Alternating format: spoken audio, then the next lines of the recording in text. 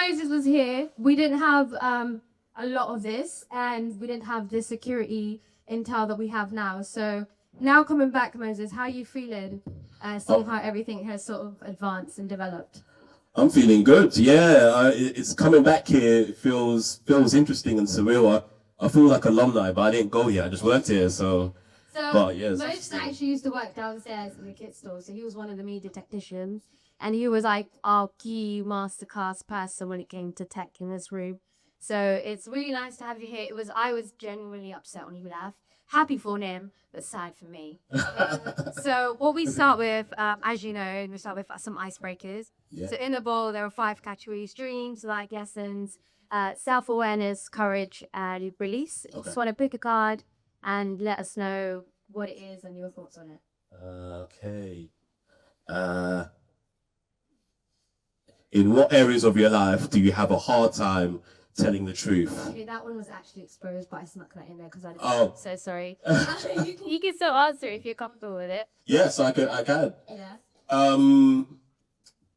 Yeah, I think telling the truth could be hard. So that's why, like, telling like actually what you think about kind of emotions, or being able to communicate emotions in that way, I do find it hard. So that's why I think I can communicate it through kind of like artistry, like through like films or short films or telling stories. I feel that's like the kind of vessel I use to be able to kind of like tell kind of like emotions or deep kind, or come to terms with maybe traumas that I've had in my own life. Yeah.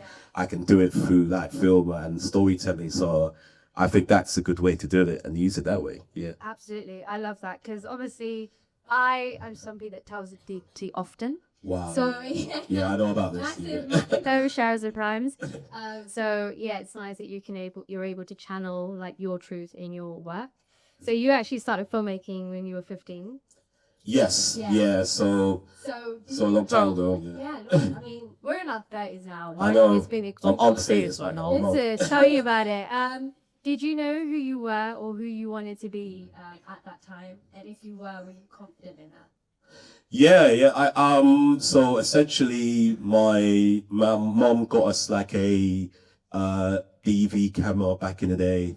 So back in the day, filming, you couldn't use your phones. You couldn't use like even DSLR cameras. We used kind of like a little camera which had like a mini DV tape, which is like a videotape, and you'd use it as a home kind of like camera to do home videos with. And I come from like a big family, so I was able to just do like little short films with my siblings, forcing them to be kind of like crew members and actors in the thing. And that's how I got the bug and said like, yeah, I definitely want to do this. And I went to this youth club thing in Ladbroke Grove, because yeah, we didn't really have like facilities like this for free. Essentially, I had to go to a youth club called YCTV in Ladbroke Grove, and there that's where at the age of 15, 16, I was able to be like doing films, TV shows. They had like a similar kind of studio system in that youth club as well, because I think it was set up by like the BBC or ITV, so they used to give the old equipment that they didn't want to use anymore to this youth club, and it was great. So we were able to make films for that for free, and that's how I got into like the film industry, because I then did like a work experience at the BBC and stuff. Yeah. So was there a particular moment in that situation, or a person, or just in your life in general, that sort of made you say, yes, this is the avenue that I want to go down. This is storytelling for me. Yeah. It was a moment. Yeah, there was the filmmaker Spike Lee. So for me to watch shows I wanted to watch, I couldn't like basically films that were over the age of my age at the time, which was like probably 11, to watch like 15 age film. You'd have to watch Sky Movies and stuff. I don't remember that. And then like wait up to 1 a.m. to watch like kind of like big kind of like films. And I watched the film Do the Right Thing. It came up like literally 1 a.m. on the school night. And then when I watched that, my mind was blown. I said, yeah, we can really tell stories that mean things and mean something. Yeah. Have you read Spike Lee? No, I haven't. Actually, wait. I did a Q&A like this. So he was here, and I asked him a question. Yeah. No, that was at LSA. No, no. No, I think he did a Q&A at LSA, but it was on Zoom. Yeah. Back in the day, yeah. That. Now you mentioned your family, and your mother was actually one of our masterclass guests last Yes. year. Yeah. Which I've been pronouncing his name wrong. Yeah. He told me off for that. And now I forgot, so I'm gonna let you tell the audience what your brother's name is. Oh, so my brother's name is Kalunji. Yeah, Kalunji. Ugandan name. Yeah. Yeah. Ssebandeke. He was one of our masterclass guests last year and spoke about your family's like humble beginnings. Yeah. How have you found transitioning, being an underground grassroots artist to working for like productions like the BBC and ITV? It's hard, yeah. It's definitely hard. Like I feel for you to thrive in this industry, you do slightly have to come from money. I don't want to deter anyone because it's possible. Because I haven't come from money, but I do think to kind of like thrive and the rate of thrive is just keep being able to persist and keep on going. I do feel you have to come from money. So yeah, you just have to find different avenues of finding ways to keeping yourself like your head above water essentially. So I found that's a hard decision of like quote unquote come from humble beginnings and being able to keep going for such a long time in this industry. Yeah. Absolutely. And talking about like finding your avenue and sort of navigating that, you made a choice to leave LSA. Yeah.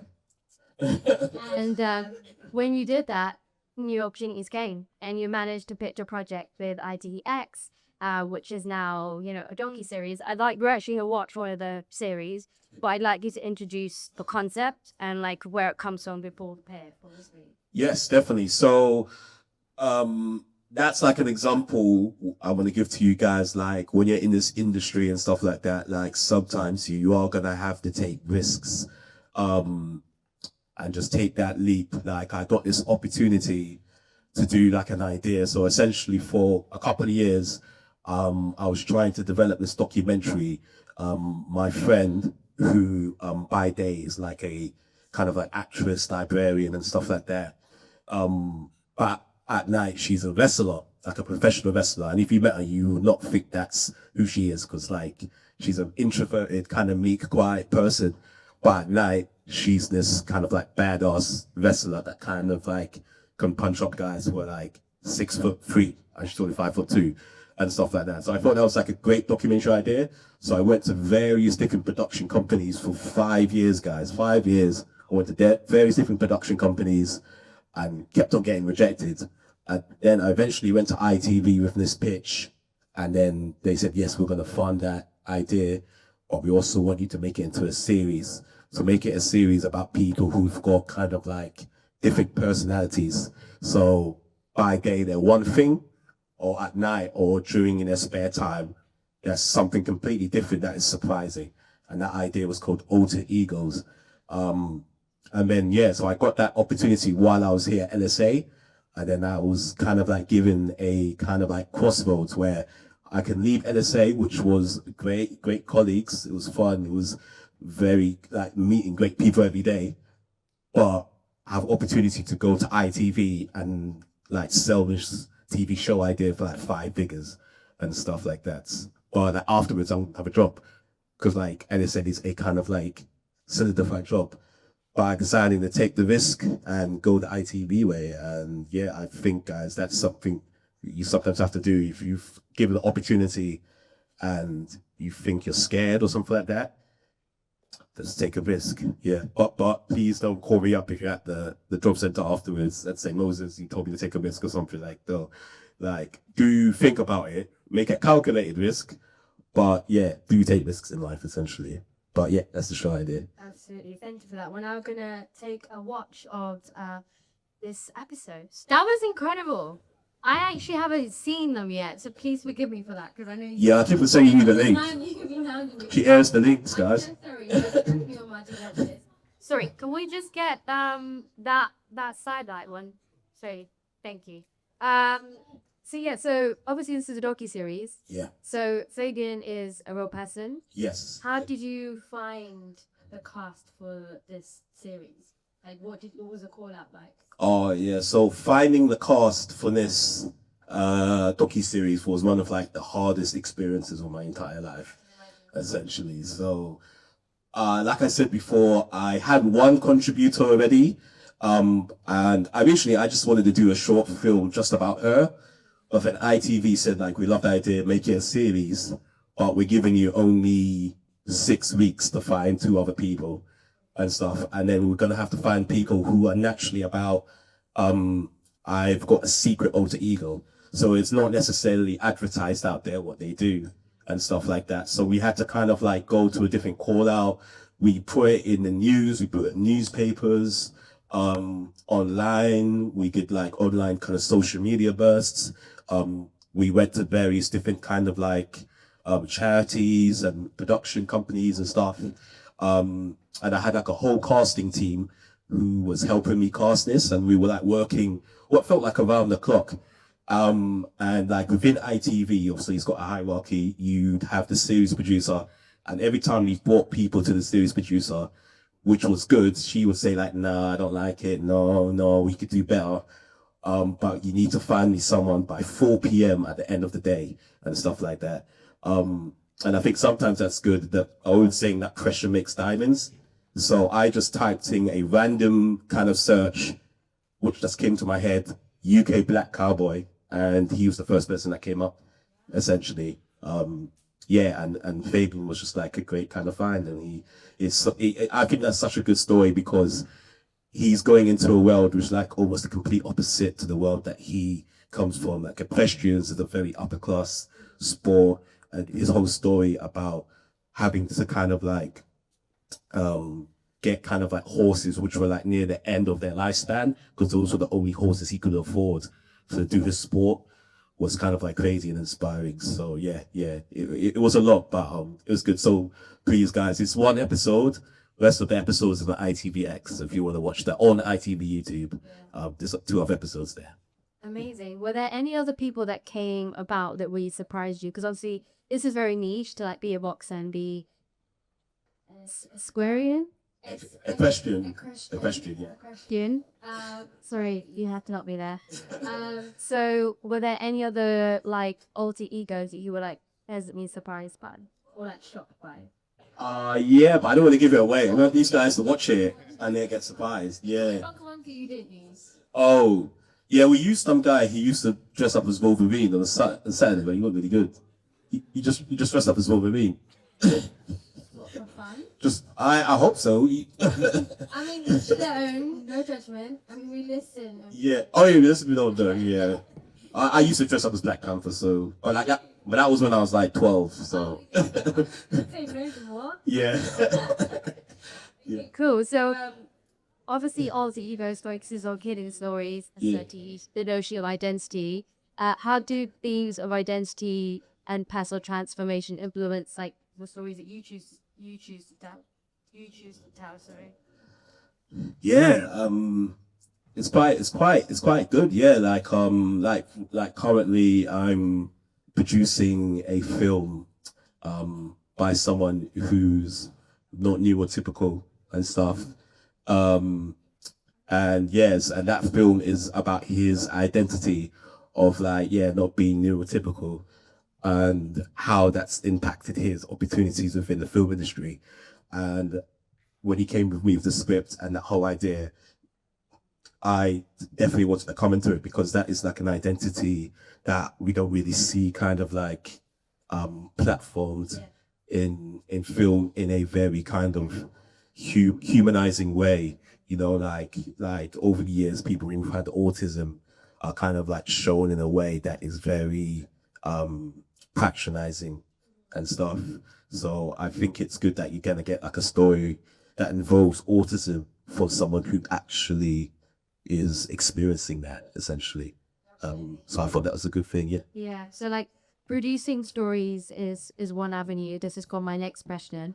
But like my question is, how has your experience of underrepresentation shaped your identity as a filmmaker, and like what steps have you taken to ensure that your work resonates widely? So obviously, this story that you're producing isn't necessarily relevant to you as a person, but you're producing it for somebody else and it directly affects. So how has that notion of underrepresentation sort of impacted the stories that you choose to tell? I think it's mainly that was kind of like the main reason why I got into film, to kind of, because my older brother's an actor, and he hasn't had a lot of opportunities, even though he's gone to like one of the biggest drama schools in the whole world. Um, so I thought like there's so many people who've got these kind of like talent and opportunities. I feel that I can be in like behind the scenes and create those opportunities for people who are like not represented in a way, or don't have the opportunities to to really utilize their talent on screen, essentially. Yeah. And I have a question on like going to somewhere where it's like considered prestigious training. Yeah. You obviously went to NFTS. Yes. What was it like shaping your identity in a place where there is so many people sort of striving towards the same thing, but you're under like an institution? Yeah, it was good. So going to NFTS, yeah, it was just super expensive. That I just that's all I remember.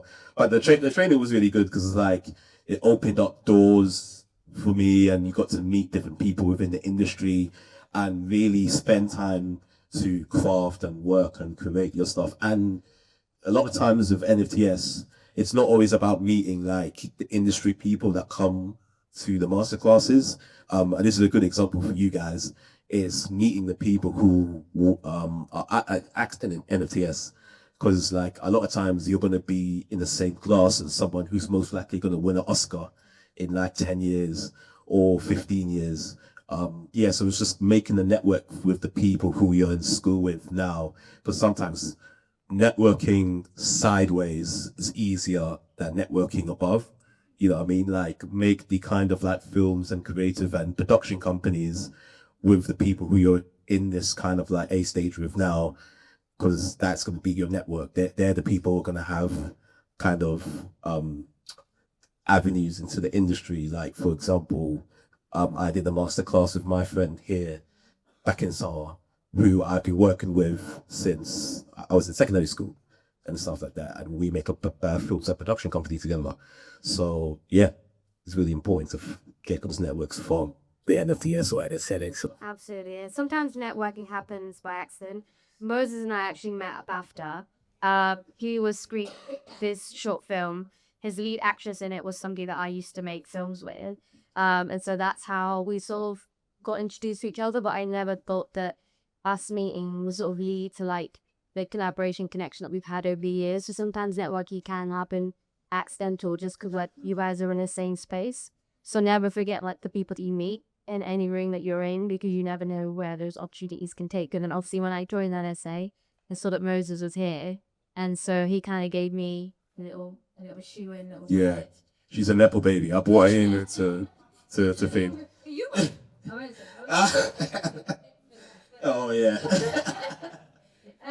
So comedy is another thing. I think comedy is actually a side of you that people don't see often in like a wax setting, but it's a very big part of like real storytelling.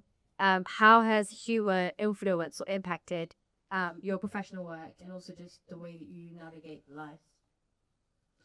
Yeah, so comedy. So that was the thing that I did at NFTS. There's a course called Writing and Producing Comedy, which is really good. Yeah, so you get to kind of do every aspect of the comedy industry. So writing scripts, but also writing sketches as well, script editing, and also learning how to produce people stuff. So even though this docu-series wasn't really a comedy, the skills that I got from the NFTS and the comedy writing kind of producing thing, I was able to transfer it to the documentary, because it's transferable skills. It's telling a story.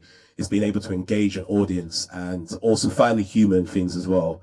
And sometimes the most traumatic experiences and the way to deal with those traumatic experiences, I've only been able to do that through comedy, you know what I mean? Which I don't know if that's a good or bad thing, but it allows you to deal with it in a interesting way and manner. Yeah. Absolutely, we all have our own ways of coping.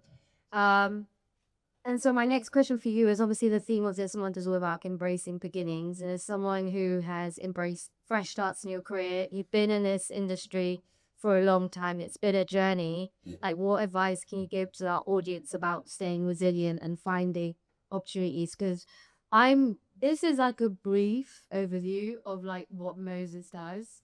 He does a lot, and he has also egos himself. But I wrote out him for. Yes, please don't.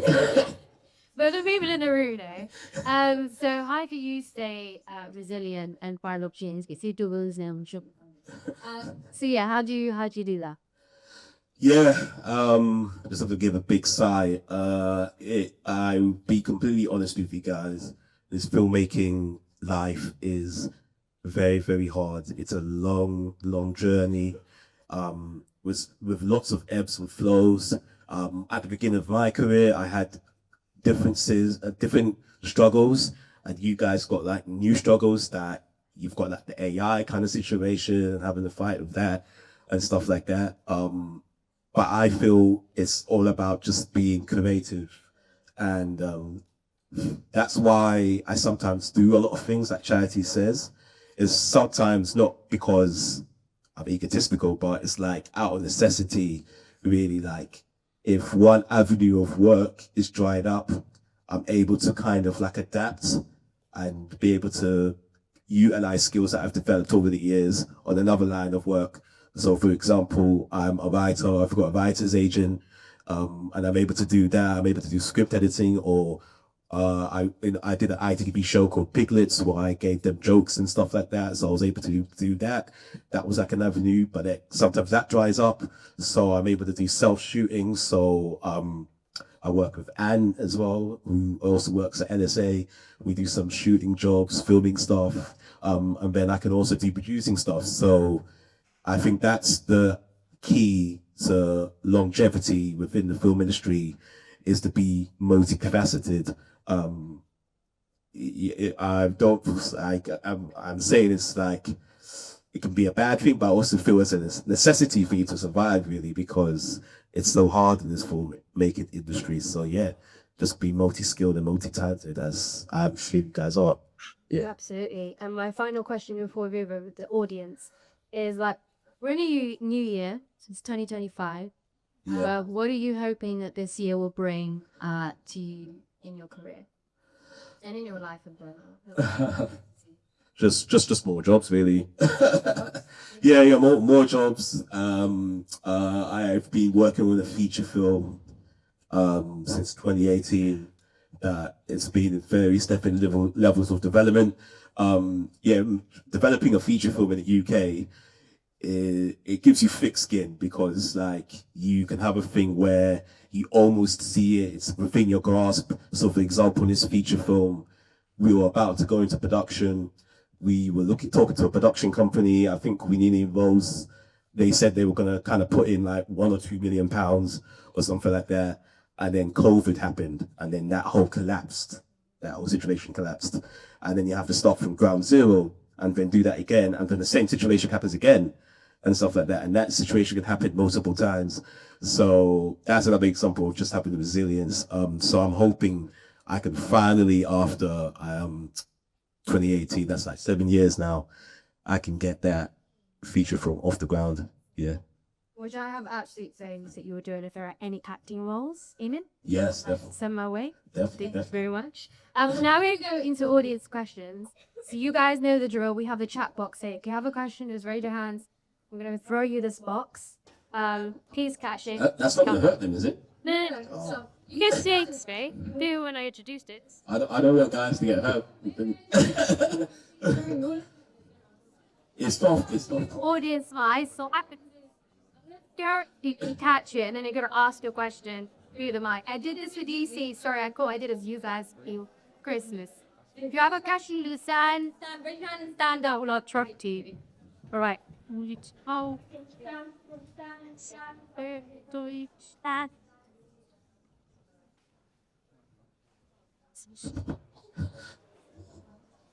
Hello? Okay. Hi. Hey.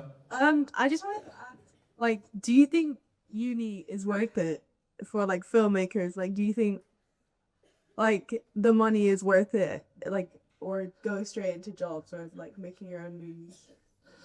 Okay. Yeah. So, my situation, I did go uni, for film studies, but I was only there for like a year. because I just felt it was too, it wasn't practical enough for me. Like even then, it took, there was like one camera in the whole university and you had to wait till like the third year to use it, stuff. So I left and did something called the BBC apprenticeship, where you got to work within the BBC, learn, but actually work on a production. And it was actually a production that was going to be seen by people. There was stakes there. You were working in a work environment. You got to make mistakes, but also make good things as well. So me personally, I feel that it's best for filmmaking stuff is if you're, unless you're going to like maybe the top universities or going to the top film schools, so like NFTS or London Film School. I think the other ones, I don't feel maybe they're the best ones for it, because I feel that you guys are at a place where it's better for some universities right now, and you're getting it for free. Like when I went to a university that I had to pay thousands of pounds for, there was one camera in the whole university, and it took to the year free. While you guys can just go to Ant right now and get like a camera that like the film that I showed you that was shown on like ITV, like broadcast, was used on the same camera that's downstairs. So you guys have like the same tools that we're using for TV production right now with NSA. So I kind of don't know if like it's a point to go to uni. It'll feel a bit backwards unless you go to the top ones. In my honest opinion, hopefully, I don't want to deter people going to uni and get in trouble with your parents. But yeah, Thank you. yeah. No other question. This sound so she can see. Yeah, what? Got the feet on it. Hey.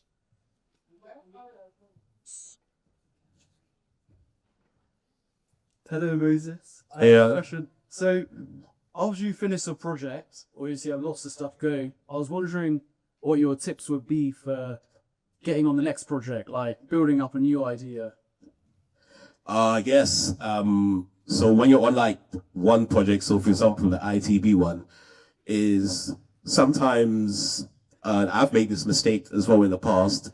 You're so kind of like tunnel vision on that project, and you're just going into the office every day. You're doing the editing. You're not doing anything else.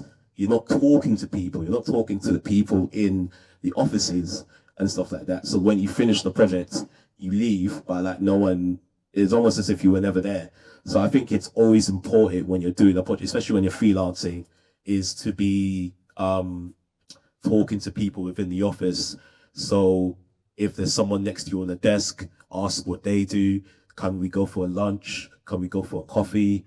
And then make sure that it's almost like monkey branching. So when you're on one project, you're developing the other projects before you leave by talking to people within the office. Because at ITP, for example, people hot desked. So it's not like people, if you're like the head of the company or on that side, or if you're like an apprentice or rather you're on this side, like they move their desks together. So you could be sitting next to someone who could be giving you a job. So I always say to kind of like be extroverted and talk to people in the office and talk around and get kind of stuff like that. Yeah, thank you. Any more questions before we wrap? We can get that, man. Oh, there's a question there. Well, Fun. if you goes with this, dead, there, hey? Good catch. As you are documentaries, how do you recommend is the best way to find contributors? Oh, that's a good question. I think the best way to find contributors is to kind of like if there's like a subject that you like for the documentary, immerse yourself in the world of that subject. So for example, the wrestling documentary I did, I immersed myself inside the wrestling kind of like world.